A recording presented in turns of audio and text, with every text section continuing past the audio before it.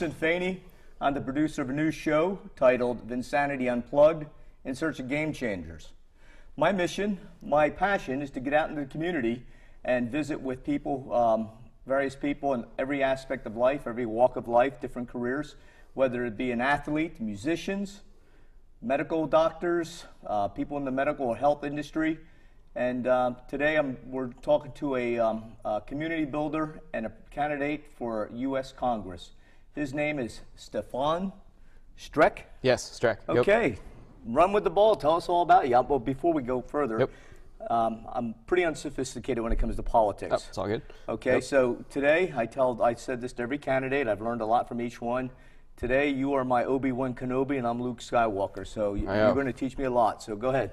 All right. So as you already know, my name is Stefan Strek, and I'm running for U.S. Representative for Oregon's 4th District. Okay. I'm originally from Massachusetts, where I was born, and then lived in Georgia for about 6 years, and moved here to Oregon, and I've lived in the area for about 20 years now. Okay. So spent a lot of time moving around, went to 3 different middle schools, 3 different high schools, 3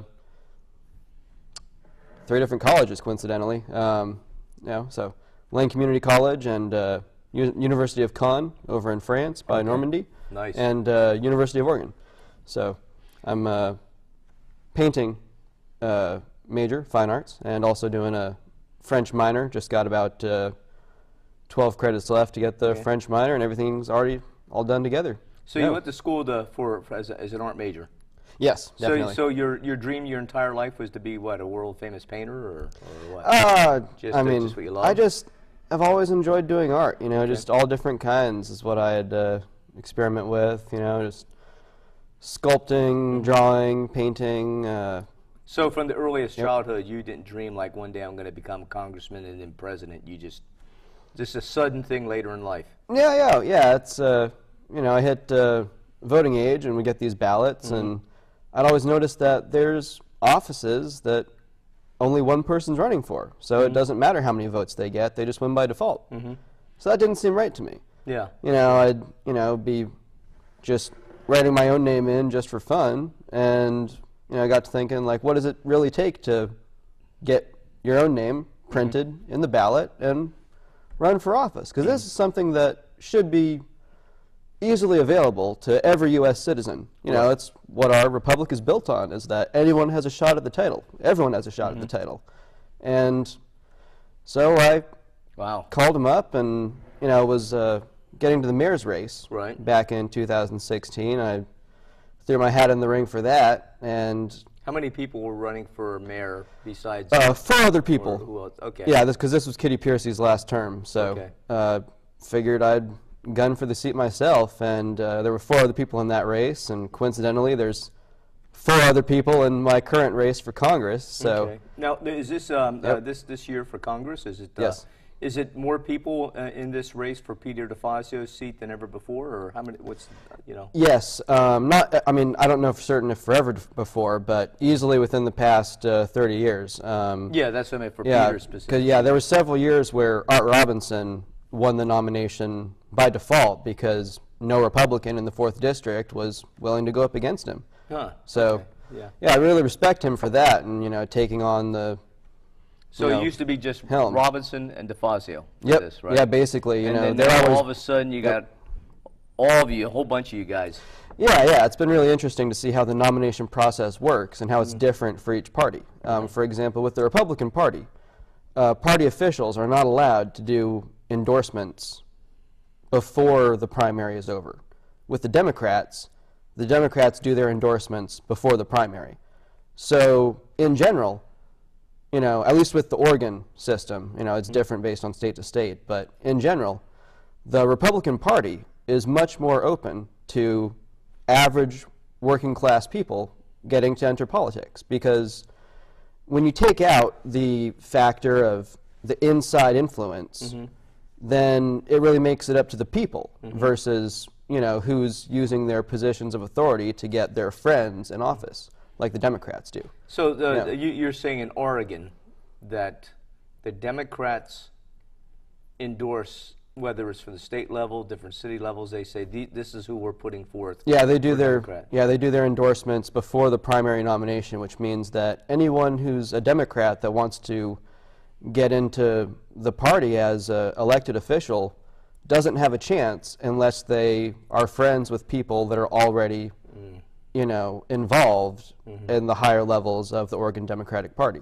So, but you're saying in Oregon that the Republicans just they don't have any preconceived favorites. They just say, just go for it. Yeah, it's more of an Free-for-all. equal level playing field just to see who's the most qualified and, you know. Now, why is that that way? Is it that way you say you're not sure if it's that way in every state, or it's just that way in Oregon? It's different state to state based on The leadership local, of each yeah, state? based on Okay. just local bylaws. You know, it's a republic, so each state functions, you know, Okay. semi-independently based on how the locals prefer to run things, and that's just how the Oregon Republican Party works. And I've really enjoyed Yeah. the whole process from start to come up to the finish in 10 days now. I've signed up last March. Right. So over a year ago, basically, I've been working on this campaign personally, Over a year. basically 100% doing everything myself, and it's been really interesting. That's dedication. Yeah, totally. Like I was looking into, you know, interviews and stuff like that, you know, since last August, basically, and all of the local county Republican organizations and all of the news outlets and stuff, they basically don't pay any attention to the race until after the filing deadline.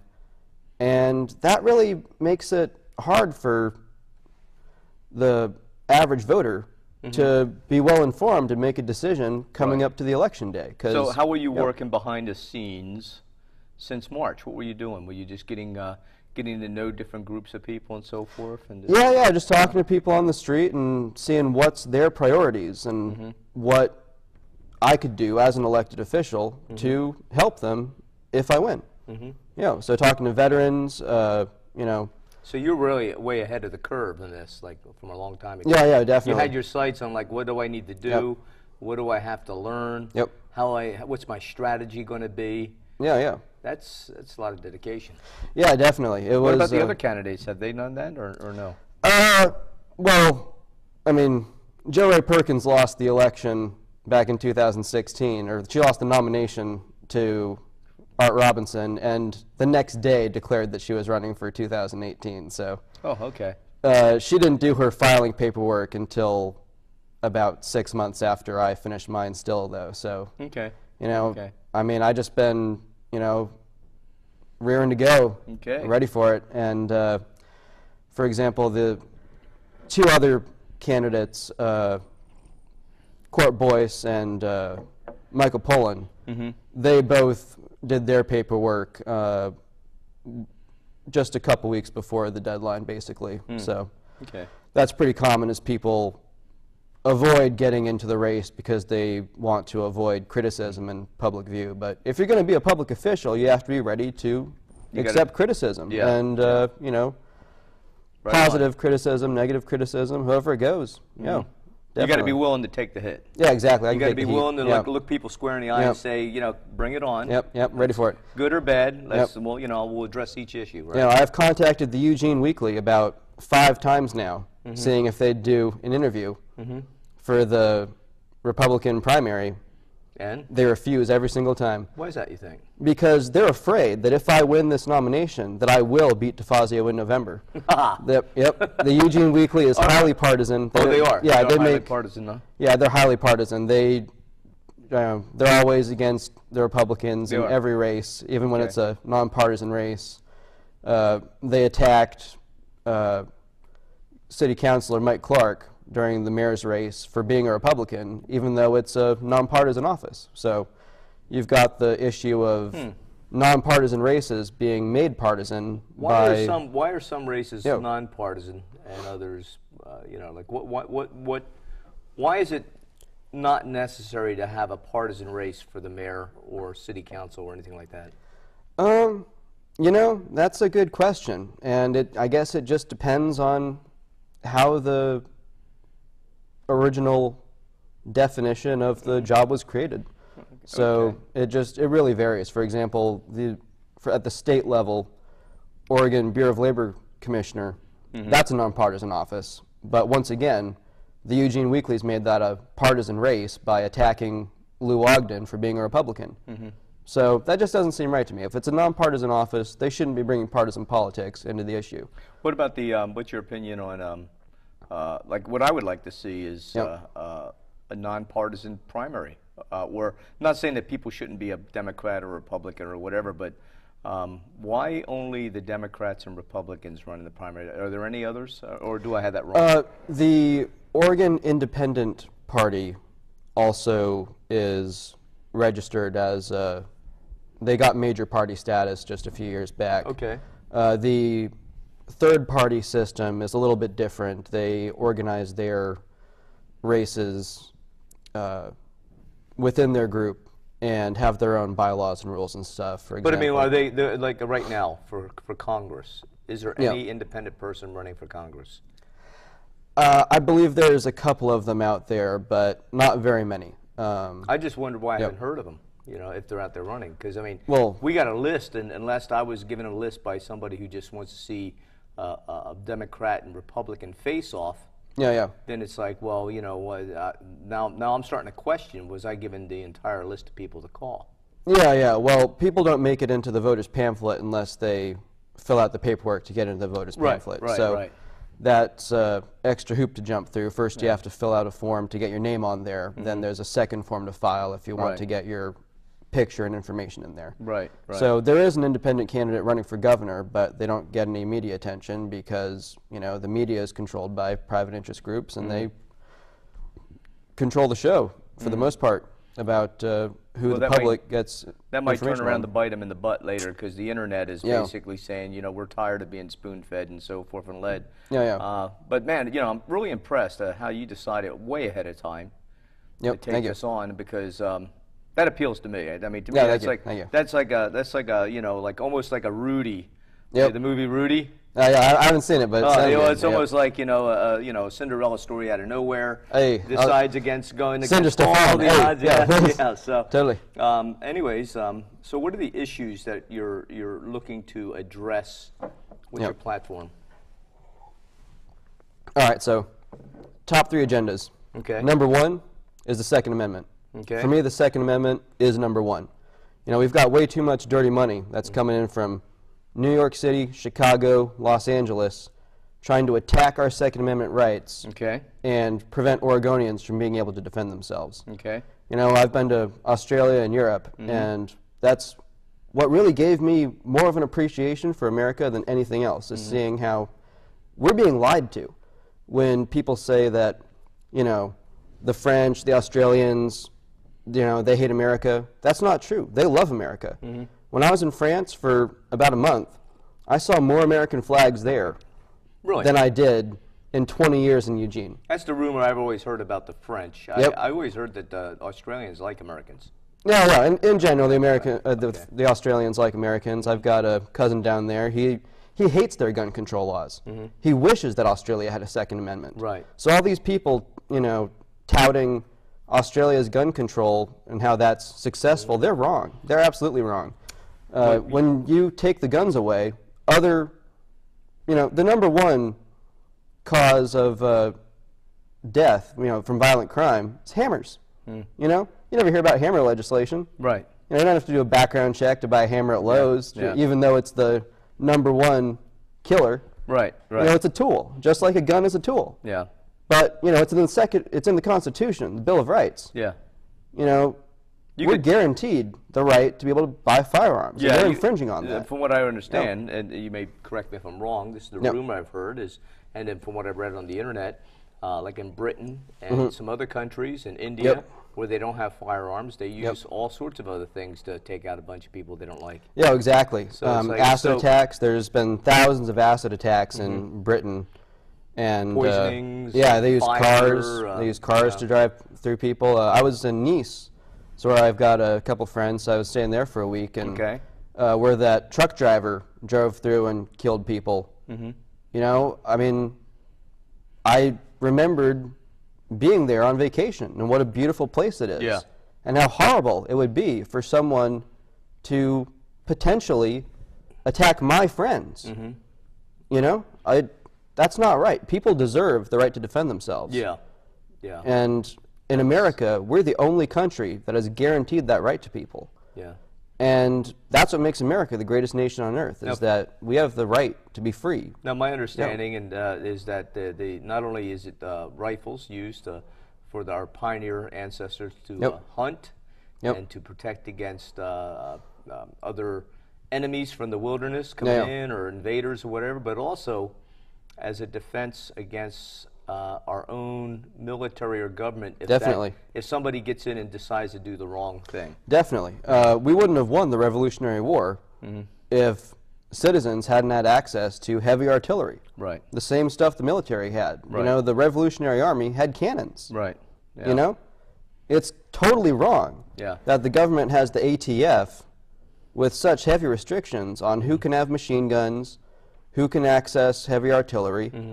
You know, if you're an American, that should be your background check. You know, so as long as you follow the laws, you're not a criminal, you should have your right to machine guns, heavy artillery, to defend yourself against all enemies, foreign and domestic, if necessary. I remember growing up, I remember when I was growing up, it seemed like everybody, even back in Philly, had a hunting rifle. And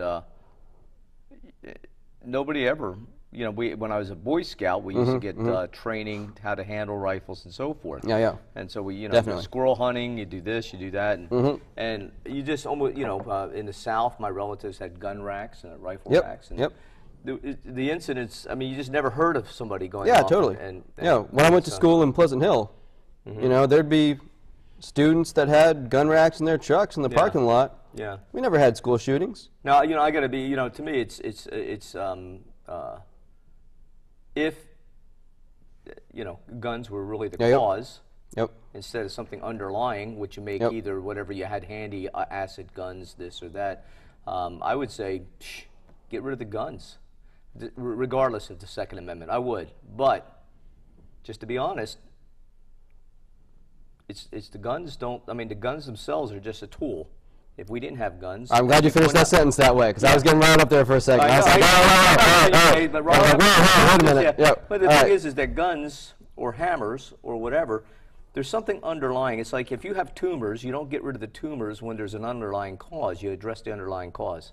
So you don't get rid of guns, in my estimation, because there's something else underlying. You need to address the underlying problem. Guns are the Second Amendment, and I think the forefathers or the people. I think it was, in my opinion, and I don't want to go off on a tangent because this is your show, even though I appreciate it. Okay, but yeah, I think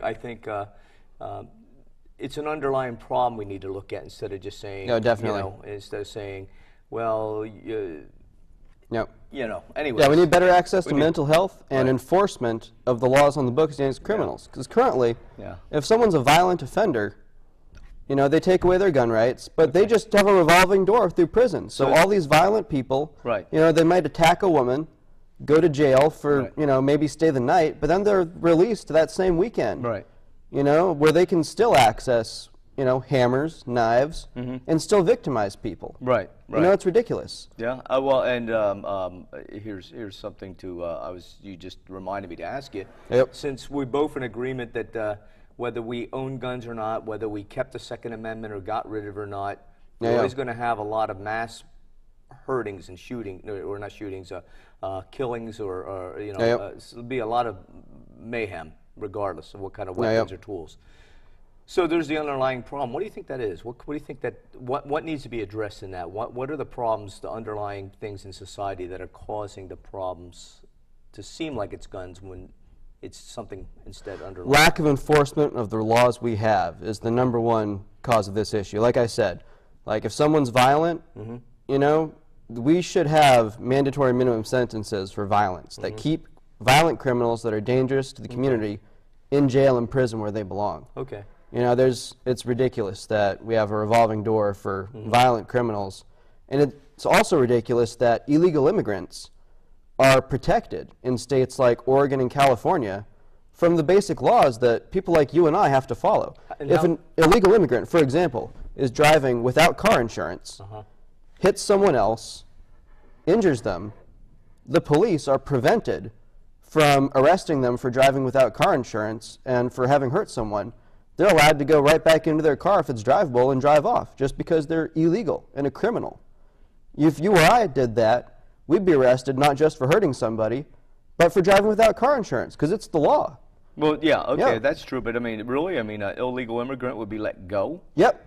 Yep. I mean, my friend's dad. That just doesn't seem right. It's exactly what happens. You know, there's the way the laws are on the books, the police are prohibited from enforcing the laws on illegal immigrants, at least in this state and in California. Yeah. And that's why we've got such rising rates of these problems. This is the first that I've heard of it. Yeah, yeah. Yeah. So I mean, I'm sure a lot of people haven't heard that. I mean, because you hear so many rumors that this is alleged to be like fake news. You know, that sounds like a fake news story. Not saying you're I wish it was. I wish it was. My friend's dad owns a car lot. Okay. He said he watched an accident happen. You know, literally on the street where his car lot is, and you know, it was an illegal immigrant hit somebody, caused an accident. The police showed up. Let them get right back in their car and drive away. Okay. You know, while the paramedics showed up to assist the victim of that accident. It's absolutely wrong. So you're looking at we're looking at guns, the Second Amendment. Second Amendment. So number 2 priority is veterans. Right. Well, I just want to talk about the Second Amendment. You're stating we need to protect that. Yep. And you're stating that the underlying cause are violent, a lot of violence not being addressed by jail and so forth. Exactly. But then there's something underlying that as far as what is causing the rise in violence. So what would you address as far as that? So we have less people being in need to get maximum sentencing. Yeah, well, it's a problem with culture. You know, people need to be respectful of other people's opinions. You know, there's too many people with just thin skin that can't take a comment about anything. Anything, yeah, totally. They got laws on the books now. You know, if you address someone by their wrong gender pronoun, they can file state charges against you. That's ridiculous. It's ridiculous. Joe was saying something about that. Yeah, totally. I've never, see, to me it sounds, I'm unsophisticated, I don't get out much, but that sounds like fake news. That somebody. No, it's on the books. It's I know it's up that way in Canada. Yeah. It's in that way in Canada. Canadians, like that's any system to base you know, well, I mean, that's not that way here yet now, right? I mean, here? We're getting there. Okay. Well, honestly, with the liberals in the state Senate and the state Congress, the governor, you know, they're passing through all these sorts of silly laws. The governor just signed a law. That's a silly law. May 1st, protecting illegal immigrants even further. And, you know, it's just honestly so immoral and un-American that we're giving priorities to foreign invaders is, you know, the correct term to put it at. You know, we can't go to any other country and say, oh, hey, we're here, so we just deserve the rights that your citizens have. Yeah, I know a lot of countries, because years ago I thought about moving to Australia or New Zealand, and I was looking to move out of the country. Totally. And some of these countries were like, if you're a PhD or if you want to invest $15,000. vetting. You know, common sense vetting process. Yeah, and I'm like, wow, I'm sorry, I don't have any of that to offer. No, hey. You can come and visit, but, you know, we don't want you to stay too long. Totally. You know? Yeah, so my first priority, if elected to Peter DeFazio's seat, would be to introduce legislation that puts federal penalties against anyone infringing on the Second Amendment. Okay. That includes local legislators like the people in Chicago and New York that are passing unconstitutional gun bills, and that includes the rogue judges who enforce those unconstitutional bills against the Second Amendment. I want them prosecuted and punished for attacking our Constitution. So you're saying what you're saying is something that's generally unheard of until now. I like it. I mean, a lot of people like it. I think that the one thing I've seen in my life personally, for real, is that I've seen people who work for different federal agencies, government agencies. You got a person who makes they're personally breaking policy, breaking the law, and then if you go to protect your rights and go to address that person, let's say you just know, okay, this person's has a personal axe to grind or has some corrupt agendas, and they go to get sued, the next thing you know, you're actually having a lawsuit against that agency. And that person is never brought to justice. Yeah, it is a travesty, for example, that the Orange County Sheriff, they've got charges against him for trying to arrest illegal immigrants. Right. You know, they are criminals, and we're talking about a sheriff being arrested for enforcing the law, but we're letting legislators and rogue judges get away with attacking our Constitution. Wow. Completely unchecked. Yeah. You know, and this needs to be stopped. The federal government has an obligation to protect the bedrock of our nation, and that's the Bill of Rights. Well, you know who Jerry Spence is. Jerry Spence, he's that lawyer in Wyoming, Jackson Hole. He's a big silver-haired guy, wears buckskin when he goes to trial. Has right on. And he basically defended Randy Weaver, it was that guy who was allegedly called a white supremacist, although he wasn't. He was a separatist. He was just. Yeah, it happens all the time. But I mean, basically, Ruby Ridge. They wrote a book. There's a movie, Randy Weaver's story. And anyways, it showed where the FBI and the ATF planted evidence and lied and so forth. And not one of the people who broke the law in the government agency was ever suspended or fired. Yeah, it's ridiculous. It's ridiculous. You know, so it would be great to see thank you. legislation that would hold rogue agents of different federal and state agencies accountable. Definitely. I would love that. Yeah.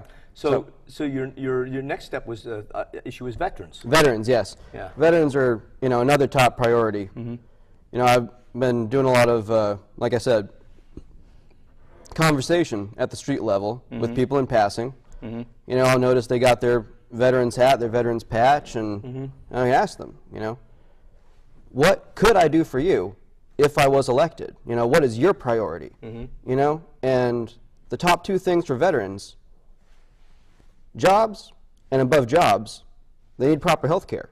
You know, we're talking about people that have put their lives on the line for our country that are being denied proper health care. You know, we're giving free health care to illegals who are coming in here and breaking the law. Free health care for them in prison, even if they go to prison, which, as rarely as they do go to prison these days. Right.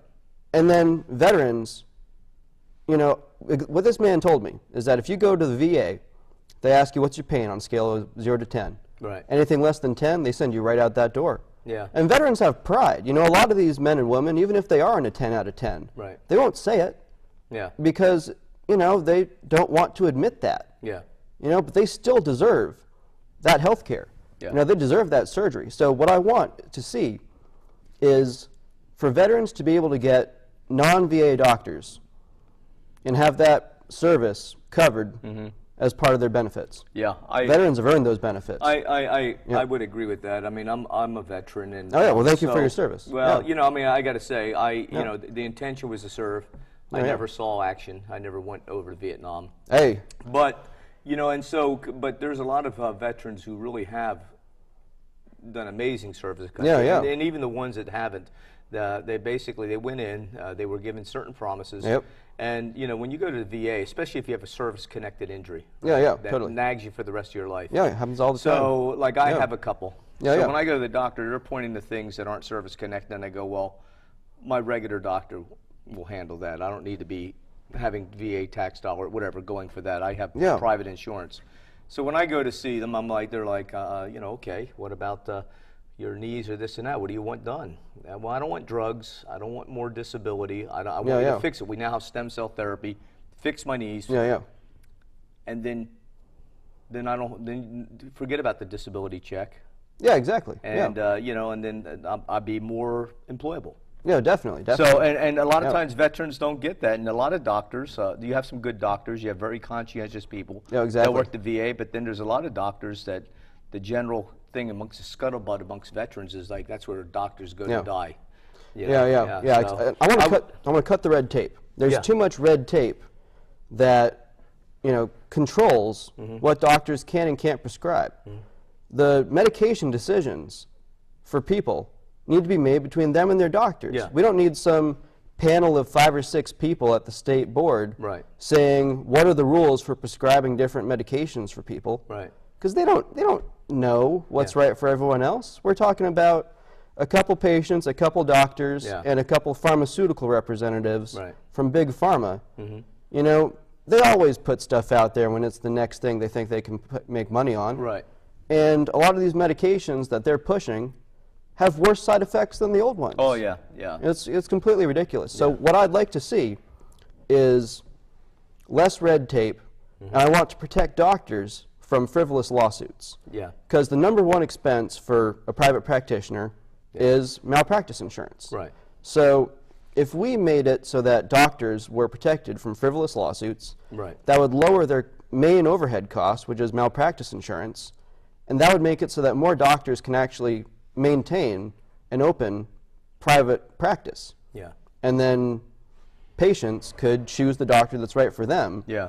Because a lot of these big hospitals, you know, the only reason doctors work there is because they've got so much red tape to deal with. You know, they can't afford to hire people and pay the malpractice and pay rent. It's crushing. Yeah, it's absolutely crushing. Yeah. So, you know, once again, it's not just the state boards, it's all these corporate hospitals that really aren't making decisions based on what's best for the patient. They're just slogging through the paperwork and trying to make their money. Well, here you are. You're running for an office. In which, like, a lot of people will call it our, you know, you're going to be our leader, but also you're our servant, civil servant. No, exactly. But I mean, the thing is, as a civil servant, our servant, who we're paying you to, will be paying you to do our bidding, hopefully.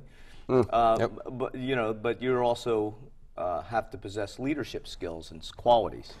So when you possess, so you know, you ever think about is, and it seems like the way you talk and the way a lot of these other people running for office is, your whole platform is based on a philosophy that you agree with. It's yours. Yes, absolutely. So when you get out to the public, one thing when we were talking about frivolous lawsuits. And the reason why a lot of these frivolous lawsuits come out, I mean, just to hit this idea, see what you think, is you got a lot of people like, okay, like I wanted to get stem cell therapy for my knee. Okay.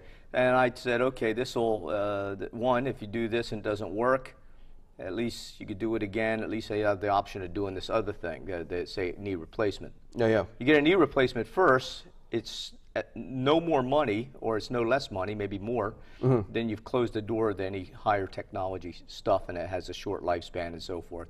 But the fact is if you go to the doctor and they mess up stem cell therapy, let's say they mess it up, let's say it doesn't take. Well, if there's no, in my mind, philosophically, ethically, if they don't do anything wrong, if it's just something that just, you know, they weren't like drinking the night before, and, totally, you know, so forth, bad things happen even with the best, most skilled doctors. That person ethically should not be sued just because, you know, I mean, if you could show that there wasn't due diligence done and the person was partying and was maybe drunk on the job or high on drugs or who knows what, then that's a different story. But a lot of people just want to sue just because it didn't turn out the way they want it. It's like you could compare it to, you know, somebody suing a construction worker who built the road because they were hit by a drunk driver on that road. It's completely frivolous, and doctors have to put up with stuff like that all the time. And it shuts down private practice, and that's the reason that healthcare costs are going up so much in our country. You know, that's the biggest reason. Is that definitely. Is that, so you're looking for veterans, take care of veterans. You got the Second Amendment covered. You got the veterans and closing the borders. Maybe the only people we let in are people who are the same rules that other countries would use for any other country, is like vet the people first, make sure they're going to be an asset, and so forth. So those are things you're interested in promoting. What else is on your? Also on my agenda is protecting people in the foster care program, both children in foster care and senior citizens in foster care. Is that a problem? Is that an issue right now? Oh, it's absolutely an issue. Is it? Only 30% of abducted children in the United States are ever found. And only 30%? Only 30% of abducted children in the United States are ever found. Oregon is the #1 capital in America for the human trafficking industry because of the irresponsibility from our liberal legislature that refuses to go after criminals and enforce the law and protect children that are vulnerable. A lot of those children that are abducted out of the foster care program. They're in the foster care program, they get abducted while they're in the program? Yep, they get abducted, trafficked, and never found again. There's a woman I know who supports my campaign, and she told me that she personally had to call the feds on a farm down in southern Oregon that was using a private airstrip to traffic children out of. Because they were basically, you know, kept, you know, taking foster children and then saying, oh, they ran away or whatever, but they were actually using an airstrip to market them. I mean, so they're being trafficked and taken, what do you think, to where? I mean, where? I mean, for what reason? I mean, sex trade, for slaves, someplace in the Middle East, or where? I mean, honestly, I can't imagine. It's not good, and it has to be stopped. You know, I couldn't imagine. I want these problems solved. Yeah, there was a guy that chats with me on Facebook. Yeah, Peter DeFazio has had 32 years, and he's only just begun to look into this, probably because he knows that his numbers are down.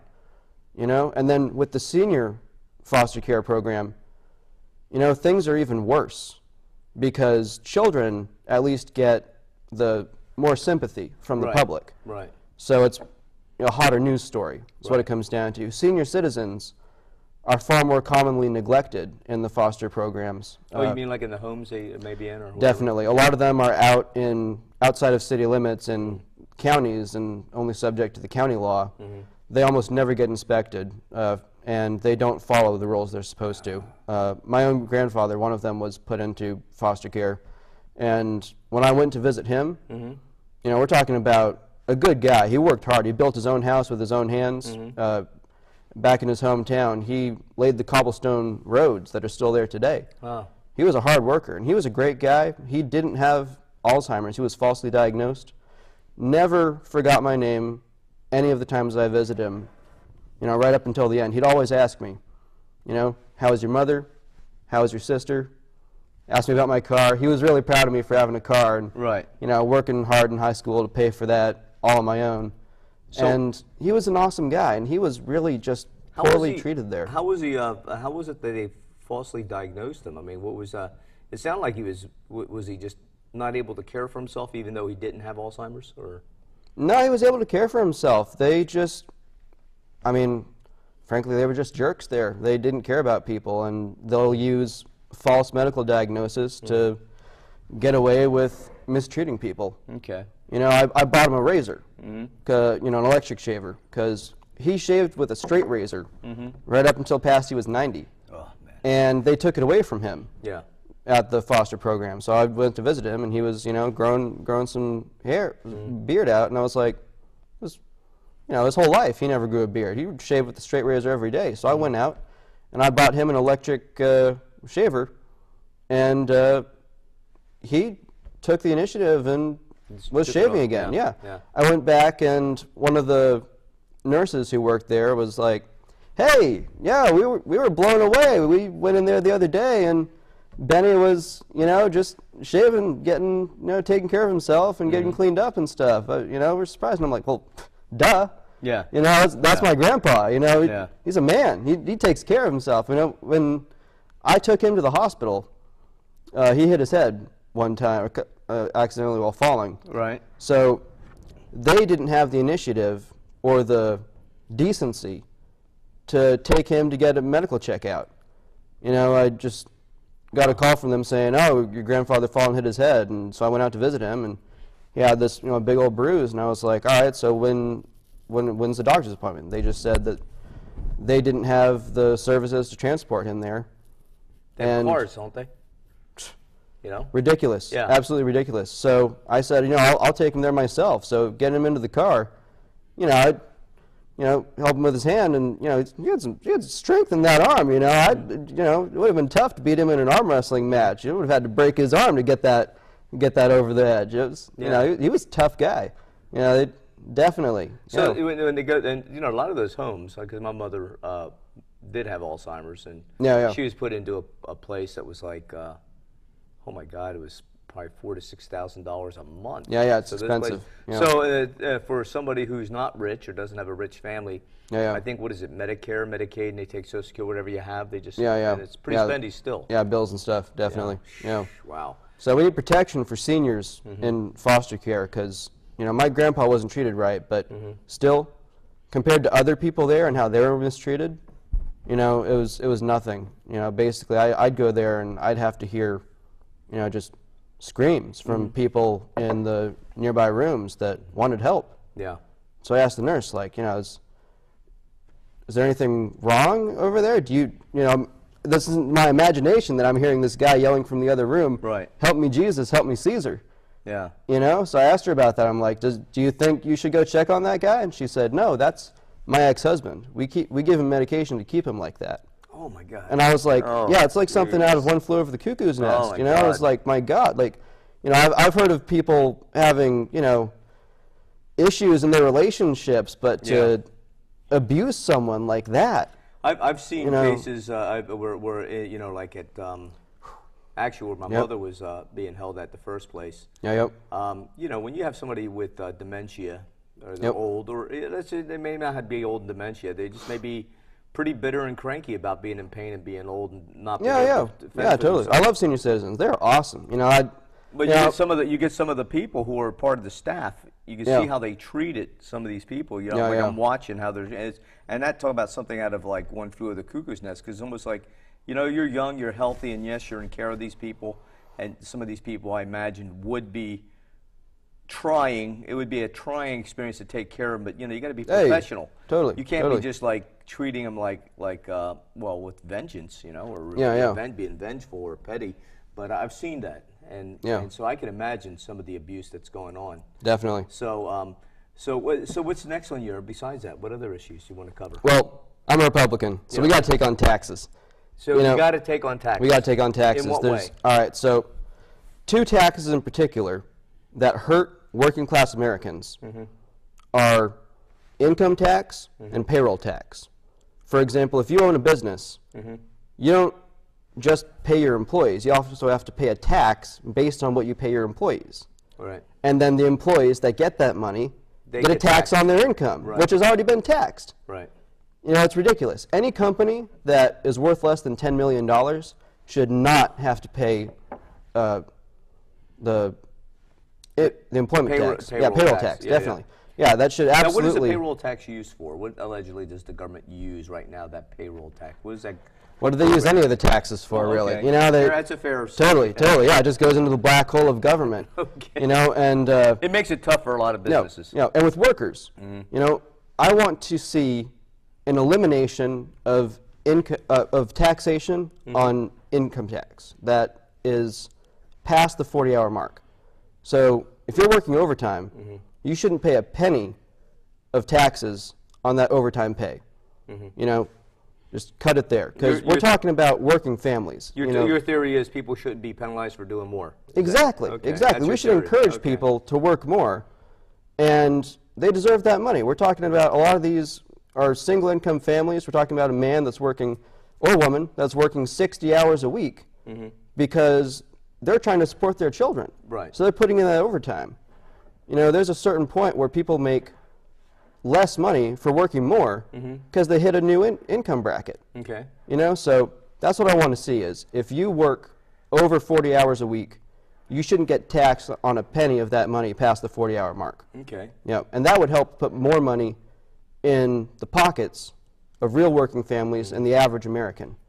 And by eliminating the payroll tax for companies that are worth less than $10 million, that'll allow family businesses to actually take on employees. Well, a lot of people will say, and this is just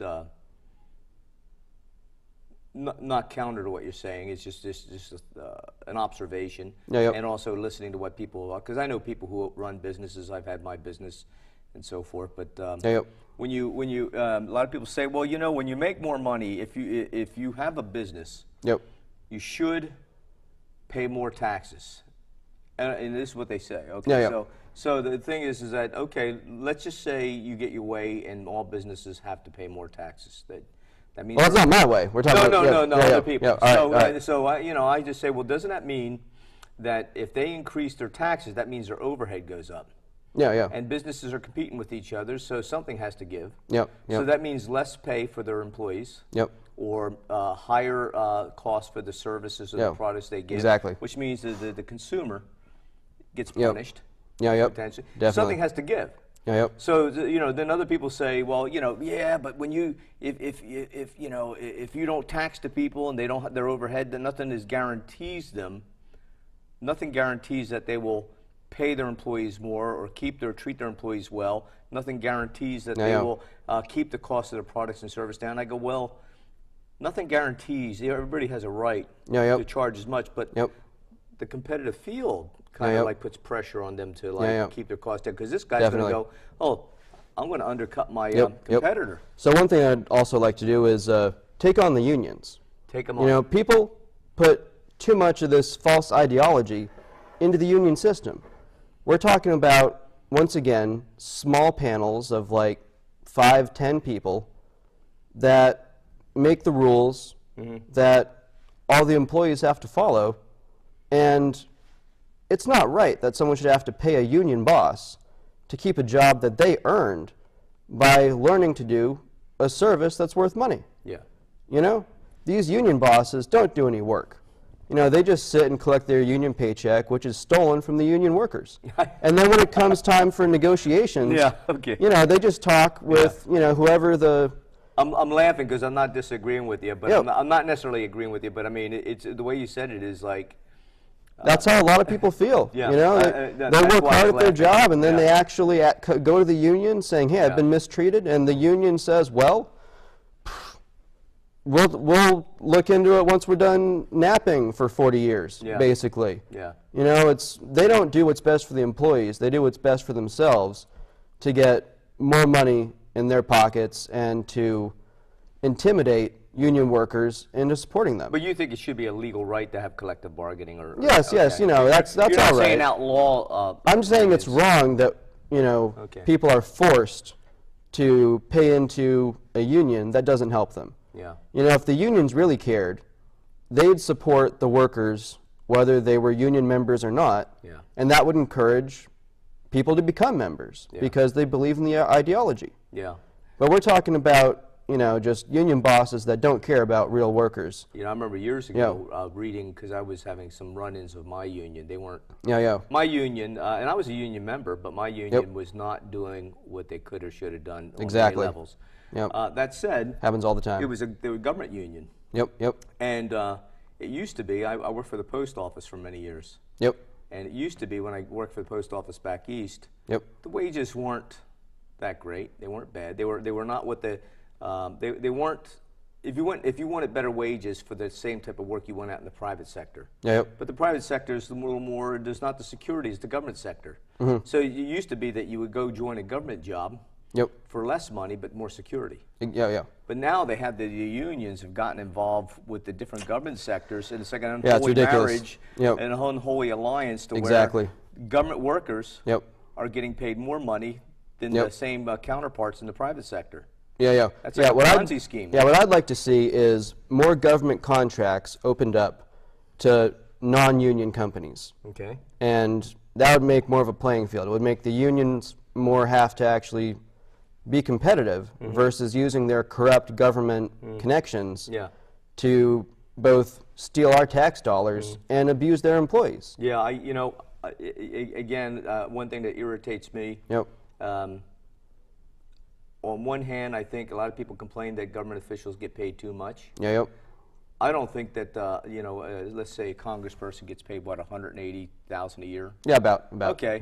I actually don't think that's too much money for you know, for people who, I think I'm okay with that. I'm okay with that too. One thing I am against, though, is that if you are a servant, a civil servant, and kind of a leader, you know, you got to be willing to take the hit when everybody else is hurting, instead of just like voting in your own raises. I'm ready to put in work for the American people. It just kind of hurts or irritates to see, like, a lot of people complain about county commissioners voting their own raise, you know, $10,000. Yeah, exactly. And everybody's hurting, and they're getting this up.